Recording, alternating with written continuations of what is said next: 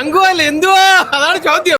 വളരെ മോശം വളരെ മോശം. മലങ്കൾട്ട് ടു ബി ഫ്രാങ്ക് ഒരു മൂഞ്ചിയ പടമാണ്. കാട്ടിൽ നടക്കുന്ന അപരാധം, കാട്ടപരാധം. ഇനിയിപ്പൊ എന്നാ ചെയ്യും? ഇതാരെങ്കിലും പറഞ്ഞറിഞ്ഞ് ഇപ്പൊ വരും പുന്നാര മരുമോൻ.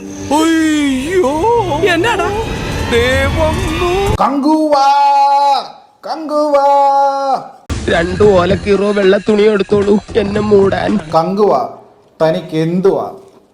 ഇതുപോലൊരു ഊമ്പിയ സിനിമ എന്ന് പറഞ്ഞു കഴിഞ്ഞാല്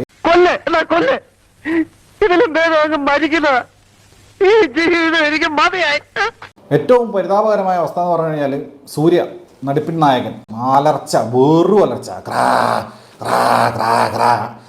സൂര്യൻ ഇതുപോലെ വെറുപ്പിക്കുന്നത് ഞാൻ ഒരിക്കലും പ്രതീക്ഷിച്ചില്ല കേട്ടോ.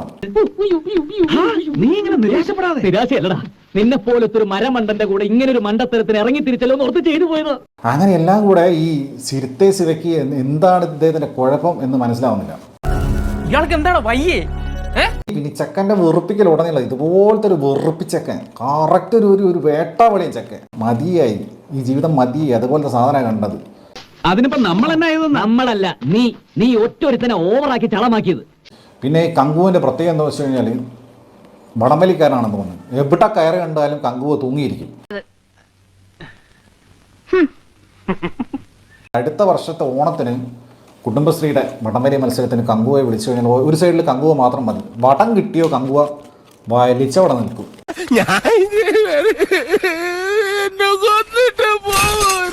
ഇത്രയും കാശ് മുടക്കിയ ഇന്ത്യയിലെ ആര് കണ്ടാലും ഏത് ഡയറക്ടർ കണ്ടാലും വാപളക്കും എന്നൊക്കെ അണ്ണൻ തള്ളിയിട്ടുള്ള ഒരു കയ്യബദ്ധം നാറ്റിക്കരുത്. അണ്ണൻ്റെ തിരിച്ചു വരവ് കുറേ കാലമായി.